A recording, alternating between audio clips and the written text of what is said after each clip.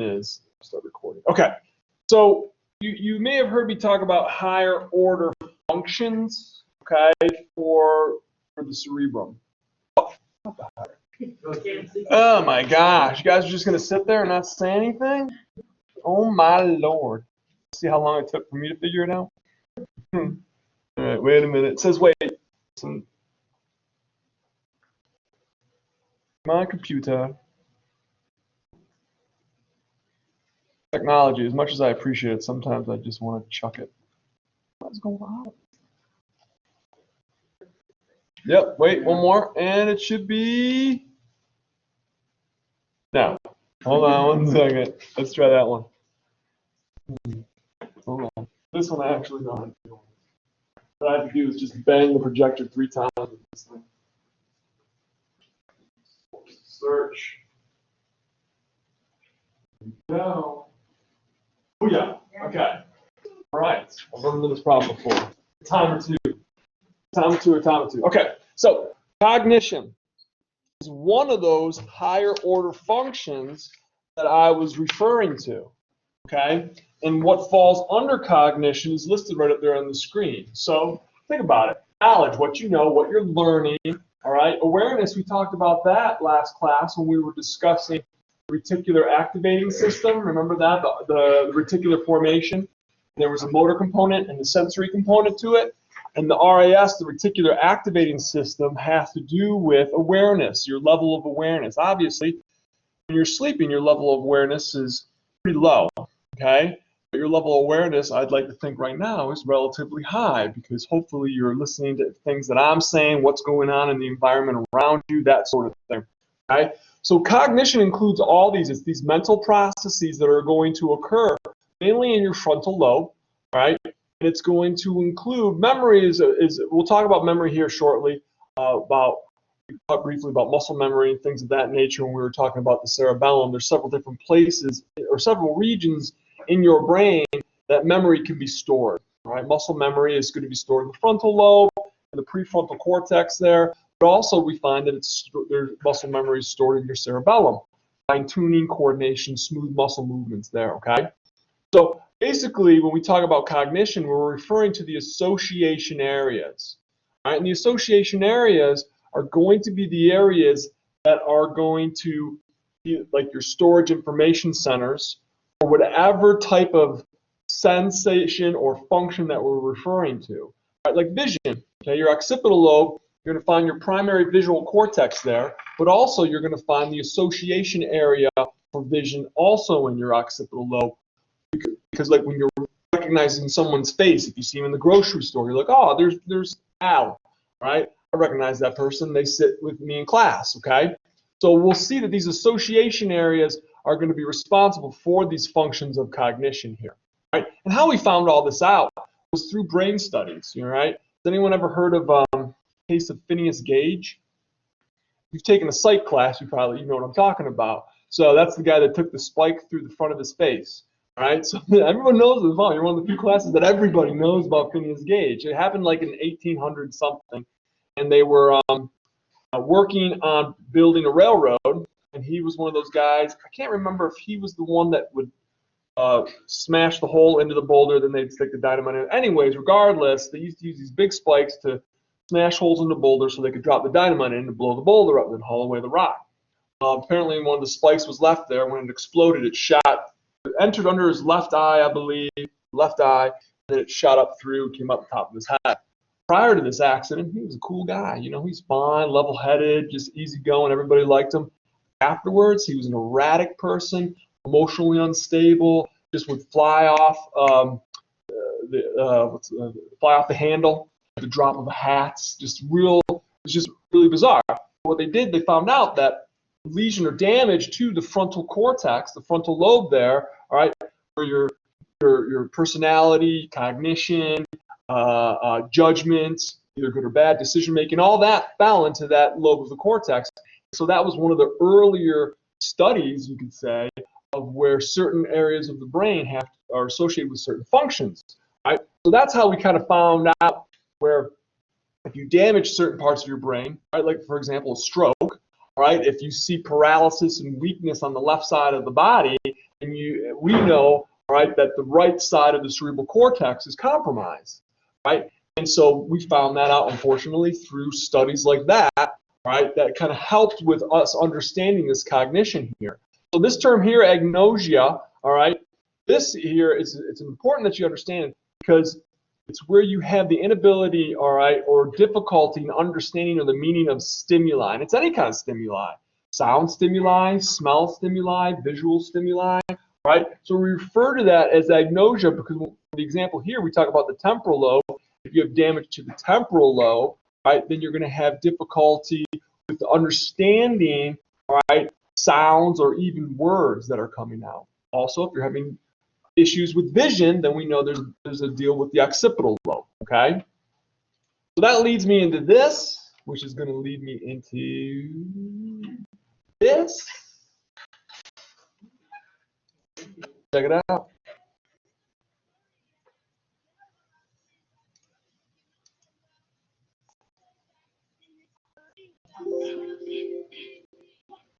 And had a little horsey named Paul Revere, being that horsey and a quart of beer, riding through the land, kicking up sand. Point being, I play this for you because this song came out in 1984, right? Some of you weren't alive in 1984. I was in 4th grade, I think.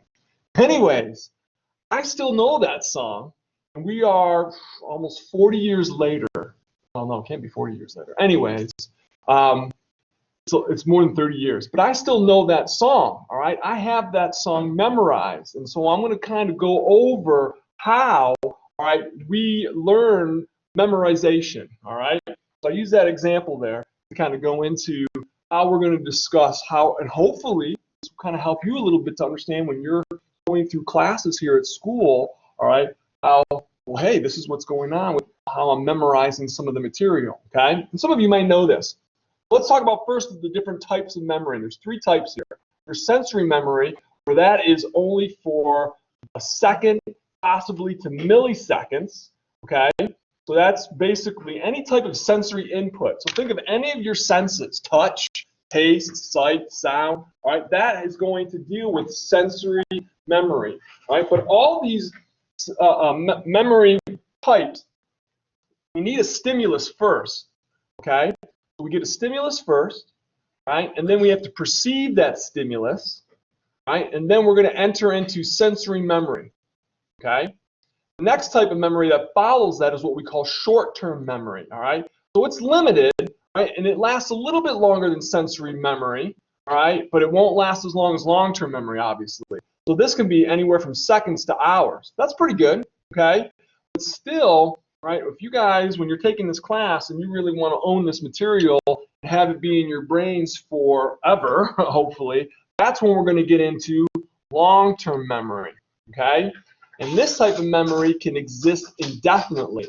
But remember that saying that I've said before in previous classes, if you don't use it, you lose it, okay?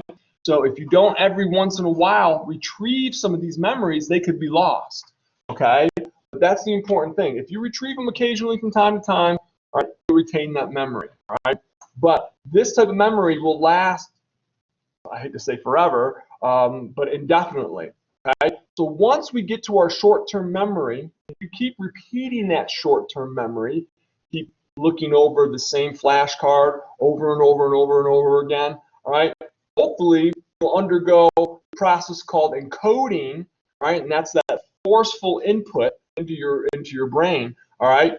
Will actually translate that short-term memory, all right, through repetition into long-term memory. Okay? So if we look here on this picture in your book, right, it kind of shows us the steps for how we form, right, short-term and long-term memory. So it all begins with the stimulus, okay? And any of your sensory organs are going to observe or detect this stimulus: sight, sound, touch, taste, heat, cold, okay? Anything, right? So once you perceive that, right, hopefully it's conscious perception, right, it's going to transition immediately into sensory information. So the example that I use all the time is I drive down the same road almost every day going to work. Every day. You know, I don't know about you, but, you know, I'm thinking about stuff, could be listening to music, listening to the radio, whatever. I'll drive down the road. man, I'm telling you what. Not too long ago, like last week, I saw this house on my street. And I'm like, I don't remember ever seeing that there. Yet I've lived on this street for close to 5 years. All right. So I may have seen that, and that visual stimulus may have entered into my eye, and it entered into my sensory memory, right? But at that point, once it gets to the sensory memory, it's got two choices, right? Either I'm going to forget it, which obviously I have. I've been driving by this house, 5 years or so, and I don't remember seeing that house ever. So I never actually paid attention to that house. I never transitioned that visual memory, all right, or that stimulus of seeing that house into short-term memory. Okay? Then it wasn't until when I was like, hey, you know what? I've never seen that before. Now I'm actually paying attention, right? And now I'm going into short-term memory. So the funny thing is, more and more now, every time I drive down that street, at least in daylight, I look for that house. It's weird. I don't know why I do it, but I do it, all right, just to prove something to myself. All right? I drive by this house. Every time I do, now I can describe the house to you, all right? So now I'm transitioning that short-term memory because I'm constantly repeating it. Through that process of repeating it, I'm going to enter into that encoding, all right? And that's that kind of forceful input information that's going to go now into my long-term memory, all right? So now the fact that I'm bringing it up to you folks, I'm starting to retrieve it from my long-term memory, and I'm thinking, all right, I can see what that house looks like in my head, all right? So I'm undergoing that retrieval here. So that process, when you encode it, it will go into your long-term memory where it could potentially stay forever, okay? But I need to retrieve it from time to time. And that's hopefully what you're doing when you're studying for tests, right? When you're learning the information, especially the anatomy tests, all right? When you're learning the terms and looking at your atlas, right? You're going to be constantly stimulating that short-term memory and eventually encode it into the long-term memory, because when you come back into 211 next semester or whenever you take 211, right? A lot of that information that you've learned here, you're going to have to undergo retrieval, right? When you're learning some of the concepts for 211. And hopefully, like I say, all the information that you've been taught in this class is going to be residing in your long-term memory. Some won't. Some you'll fall out into forgetting it, but that's normal, right? But I'm hoping that's a minimal amount. Okay. So we're talking about memory, right? We're going to be utilizing a couple different areas in your brain. First of all, when we were talking about the limbic system, I talked about these two structures here, the amygdala and the hippocampus. The hippocampus has to do with long-term memory formation. Okay. The amygdala is more of the emotional responses. They're both part of the limbic system, right? So they both reside. So if you lesion the hippocampus, you're going to have difficulty forming long-term memories. Okay? So keep that in mind. So long-term, hippocampus has to do with long-term memory formation. And the amygdala is going to be the emotional response, because sometimes when you're learning stuff in an emotional state, right, it helps with the encoding process. Right? Now, the book defines the encoding as memory consolidation. Right? That's when you're transitioning those memories into that long-term and you're filing it away. Right? So you start to consolidate those memories, all right, because you only have so much space, all right? But it's a forceful way of recalling information and consolidating that information into your long-term memory. That's what LTM stands for, by the way, long-term memory, okay? But an important concept, and I mentioned this earlier, okay, your long-term memory is going to be primarily, all right, stored in the association areas, right, in the cerebral cortex. And I should be more specific, in the appropriate association areas, meaning, right, motor memory is going to be stored in the premotor cortex, right, or the prefrontal motor cortex there, right? Vision will be in the association area in the occipital lobe, all right? Taste, all right? Sound, all those are going to be in those specific regions of the brain there, okay? So the nice thing, and we talked about this last class, is that our motor memories will be in the premotor cortex, but also in the cerebellum. It's very helpful. Okay, so you have more than one place to store these. Okay, all right. Sound memories are going to be in the auditory association cortex, excuse me, and your temporal lobe. Okay, so keep that in mind. So when you have depending on what the memory is, it's going to be stored in different areas, different lobes of the brain, different regions, okay? Which is a good thing, because if you lesion a certain area of your brain, and if you stored everything, you've heard that saying, never put all your eggs in one basket, all right? So your brain hasn't put all of its memory eggs into one region or one spot in the brain. It's got it spaced out in different areas, which is helpful, because even though you lesion certain areas, you can still form new memories. All right, you've heard of Alzheimer's, I'm assuming. Everybody's heard of Alzheimer's. There's a movie about it called The Long Goodbye. Has anyone seen that movie? I've never seen it, okay? But anyways, this is a disease that we're learning quite a bit about, all right? Now, when I was in school, and this was a while back, right, there was a theory that Alzheimer's was caused by what we call these beta amyloid plaques and these tau tangles, okay, which are just these protein deposits in the neurological tissue. And they were really moving forward on that as like the main cause. But now it's up for debate, which kind of sucks, because we really thought that we had this kind of nailed down as to what the cause is for Alzheimer's. So they're always coming up with new theories again. But when I was in school, and 20 years ago is a decent period of time, but it was mainly these protein deposits that were found in the neurological tissues here. Right? It is a progressive condition. It usually starts in the 6th, 7th century, decade of life. All right. God, I wish I could live that long. All right. But if anyone, my grandmother had it, so it did start initially with just kind of forgetfulness. And sometimes in older population, it's hard to diagnose it, because a lot of times there's age onset dementia, and then there's Alzheimer's dementia. All right. So a lot of times it can go undiagnosed. All right. But then later on, because age onset dementia, right, is just that forgetfulness, and then you just can't remember certain things. But dementia, Alzheimer's can get to the point where you can start to get degeneration of the actual tissues of the body.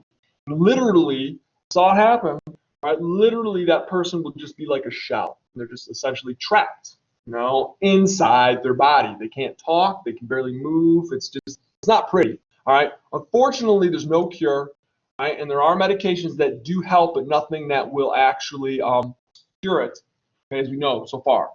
Right, but an interesting side effect symptom is loss of smell, which is great, because so does COVID. So I mean, someone could now again, loss of smell for Alzheimer's would be a lot longer than a COVID person that only had it for a couple of days or weeks. I had a patient that had COVID, getting over, well, not getting over, because I wasn't seeing it. They were over it. They tested negative, twice before they came back and saw me. So I had to know, what are your symptoms? And their only symptom was that they lost their sense of smell. And his wife did the same thing. Same thing. All right. I was in college last time. They said that when I was learning about Alzheimer's, they said it had something to do with the brain. Yeah. And I've never heard the beta amyloid, yeah, and that was the thing. And again, that could be a new direction, because they most of the times, as long as the person that passed away of it lets them, dissect the brain and everything with the autopsy, they've really hung their hook on these beta amyloid and these tau tangles for a long period of time. And again, I'm not saying it's not disproven, but they're not 100%. You would have figured by now, 20 years later, that they would have been like, all right, we definitely know it's this, but now it's still up for debate. So, yeah, I'm still looking. Every once in a while, I'll check to see if there's anything new. But as far as I know, nothing, no big major developments have occurred. Really? Yeah. I mean, I've often debated whether or not I want to donate my body for like a cadaver when I die. But then I've seen what the bodies look like afterwards. And it's not, I mean, you can't recognize, when you're done, because usually it's for a trimester, about 3 to 4 months, they're dissecting. And it's not just like opening up the chest. They dissect everything: feet, arms, legs, head, neck. It's very, very, what's the word I want to use? Respectful, right? And they even give them a funeral, and and they invite the medical school students to come and attend the funeral. And you can find out the person's name, all this stuff, and write their family letters. I mean, it is very respectful. I don't know. For a long time, I didn't want to donate any of my organs, but I'm cool with that now. All right, Amnesia. Has anyone ever seen the movie Memento with Guy Pearce?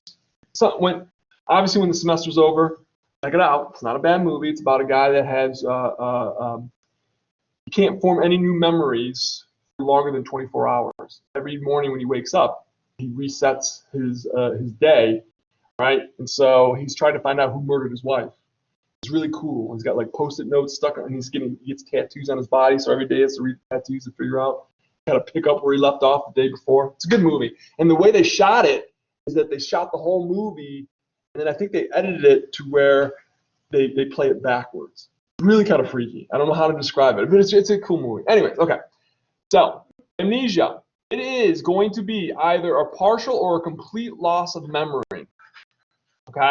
So here's the thing. Most of the time, this is going to be caused from some sort of either physical trauma, or damage to the brain, or what we refer to as psychological trauma. PTSD can be one of those, but you can have, and it's amazing how the brain works. And again, I'm not a psych major. I've only taken one psychology class in my whole entire lifetime. And it can be through intense emotional, not conflict, but an experience. I dated a young lady a long time ago in which she told me that she had been molested by her father.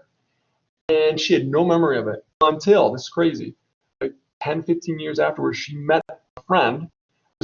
Well, she had a friend who had another friend, and the other friend said, have you ever suffered any type of physical or sexual abuse? No, what are you talking about? And this person somehow triggered that her remembering, all right, what had occurred. She blocked it out. You hear it all the time about people that undergo some serious emotional or mental type of situation. They're able to, the brain is an amazing thing. They're able to block out that experience, and they might not remember it for days, weeks, months, years in this case. It's fascinating. But anyways, how badly this type of amnesia occurs is going to depend on, all right, one, the region or part of the brain that gets damaged and the extent of the damage. All right. So, bless you. All right. Depending on certain areas, one, the thalamus, we know that that's the relay center of the brain. You damage that, that's going to be a problem, because now we're going to have problems getting sensory information up to the cortex. And then we'll also have some issues with getting motor information down from the cortex. All right. Any of the limbic structures, because remember what we were saying before, hippocampus, that's long-term memory, the amygdala, all right, that's going to be emotional responses. All right, you lesion that, you're going to have somebody that's going to be going freaky nuts and have just a really irrational type of erratic behavior. All right, so a lot of this depends on, all right, when we're having amnesia, is the extent of the damage, where it occurred. Okay. Because if you damage the occipital lobe, then you're going to have a loss of visual memories. All right. Now, I could still probably have great auditory memories, great memories of when I was a kid, that kind of thing. All right. But again, it depends on where the damage occurs and how badly it occurs. All right. Going back to the limbic system here, talking about emotion. All right. Keep that in mind. All right. The limbic system is the emotional brain here. All right. But also how you respond to these emotions, and I'm talking about the basic emotions: fear, pleasure, all right, anger. Okay, how you respond to those emotions is governed by your prefrontal cortex, all right, your personality, your cognition center. All right, that is really going to determine how you respond and how you express those emotions. All right, the amygdaloid plays a huge portion in that, and so does the hippocampus. Right? So if you damage these structures, we talked about what happens with the hippocampus, but if you damage the amygdaloid, you can have an exaggerated response to certain emotions, or you can have kind of what we call a blunt affect or a deadened response. It's like, hey man, you just won $10 million. Geez, that's wonderful. I'm so excited. I'm jumping up and down. You know what I'm saying? Like that's a blunted affect. You have no kind of excitement towards that. Right? And that can occur, all right, if you damage, all right, some of these structures here, right? So we talked about language briefly, and we said that the language center is on the left, usually the left cerebral hemisphere, okay? And that is going to be where your also, where your speech centers are. Where Broca's area is, that is going to be the motor center. I'm using my Broca's now. Wernicke's is going to be in the parietal lobe, and that's going to be your language comprehension center. All right, you understanding hopefully what I'm saying to you, and able to kind of cognitively, all right, interpret, all right, what you're hearing. Okay. So that's what we're talking about here. So the Wernicke's area, all right, that's back here. Okay, so remember, Wernicke begins with a W. All right, here's Broca's area. That begins with a B. Well, B comes in front of W in the alphabet. Okay, and don't forget, the motor, usually for the car, is in the front of the car, while the motor area for speech is in the front portion of your brain. Okay? So Wernicke area is going to be the sensory perception of what I'm saying. You're using that hopefully quite a lot right now. And then the motor speech center is going to be Broca's area there. Okay? That's what I'm using. Okay? But also my primary motor cortex, because I need to utilize my skeletal muscles as I'm talking to you, right? Voice inflection, I have to be able to control my breathing as I'm speaking to you. So I'm going to be utilizing my diaphragm, my intercostal muscles, all right, to control my breathing, some of my scalenes, all right? So that is going to be the primary motor cortex. So you can see all these different areas here play a role in language. Now, for most of us, all right, our language centers in the left cerebral hemisphere, okay? And that's also going to be where the categorical hemisphere, that's going to be your analytical thinking, right, like math skills, right? That's going to be on the left side. If you're right-handed, pretty much your left side is going to be your categorical hemisphere, and then your right side will be your representational hemisphere, which is creativity, visual spatial relationships, music appreciation, that kind of thing. All right, that's going to be more of the arty, I don't want to say arty person, but the person that's more into art and whatnot. Art and music. All right, will be on the right side. Left-handed, it's a 50-50 toss-up. Okay. All right, so when we talk about language, this is basically what I just said just a moment ago. The categorical hemisphere, that's going to be that normally is the left hemisphere, all right? That's going to include Wernicke's area, okay? So that's you being able to understand, all right, and analyze my speech, right, as you're listening to me, but also Broca's area will be in that same hemisphere. And then the other side, our representational hemisphere, right? That is how you're going to emotionally respond to that speech. Now, for me, because I am adding inflection to my voice, all right, I am utilizing my representational hemisphere, and I'd like to think that sometimes I do get a little bit excited when I'm talking about what I'm talking about. If I lesioned, all right, this hemisphere, right, where my emotional center is for speech, then I would get what's called apodosia, right? And that's where I just, and some people talk like this normally, where they just have no inflection in their voice. Their voice is very monotone. They talk. There's no excitement whatsoever in their voice. And so I would hate to have a teacher that lectures like that the whole time, because, I'd want to just jump out the window. No, I wouldn't really. But anyways, all right. So if you lesion, all right, that region on the right hemisphere there, that Wernicke's area on the right hemisphere, you can have this kind of dull, droll, emotionless speech. Okay. I briefly talked about this when we first started getting into the brain here about apraxia and aphasia, all right? So when I lesion my Broca's area, that's the motor area here, okay? That, when I would try to talk to you folks, now in my mind, I would be saying, the dog is running down the road quite quickly, right? That's what I would be hearing in my head. But what you folks would be hearing is, the sun is upside down, omelets on my nose, right? So that's what I would be saying to you. In my brain, I'm thinking, I'm hearing the dog is running down the road quite quickly, okay? So that is what we call apraxia, right? So that's a motor disorder, okay? I understand what I'm trying to say to you, but I just physically, verbally cannot say it to you, okay? Because I've lesioned my Broca's area. Now, if you were to lesion Wernicke's area, that's the speech understanding, all right, region there, you would have difficulty understanding what is being said, and you would also have difficulty trying to say your thoughts, right? And that's the Wernicke's area there, right? You see it with folks that have suffered a brain injury, stroke patients too, or not just because they're having difficulty forming the words physically. That's also part of it. But if it's Wernicke's area where they've lesioned, they cannot quite comprehend and coherently talk to us, and that could be quite frustrating, obviously for them, but also for caregivers that are trying to understand what they're trying to say. That's why sign language is awesome. And I taught both my kids sign language when they were infants or whatever.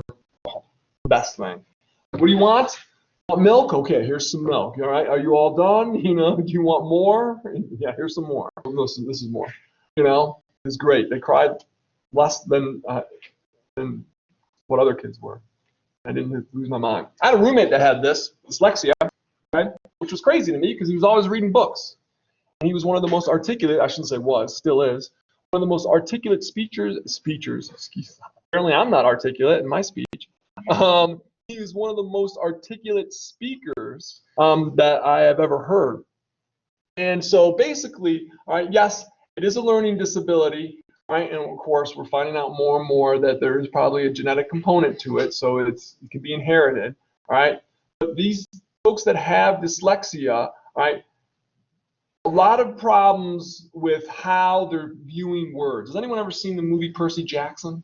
All right, so you know that he had dyslexia, but part of that, his dyslexia was from the Greek. He was mishmashing English and Greek, but it was actually pretty kind of cool understanding of it.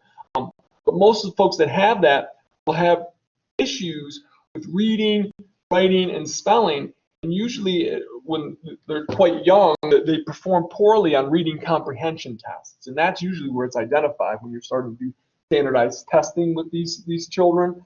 And then you can actually, which is crazy. And I don't necessarily agree with this level of reading competence is below the expected intelligence, because my roommate, this guy was reading, textbooks were a little bit different, but he was reading novels at not at a snail's pace. I mean, this guy blew through novels when we were in college. I'm busting my rear end studying for my classes, and this guy's lying in his bed reading Vince Gill books or whatever, Vince Flynn books.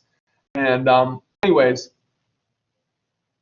it's one of those things where how you hear how some folks that are blind, their sense of hearing improves.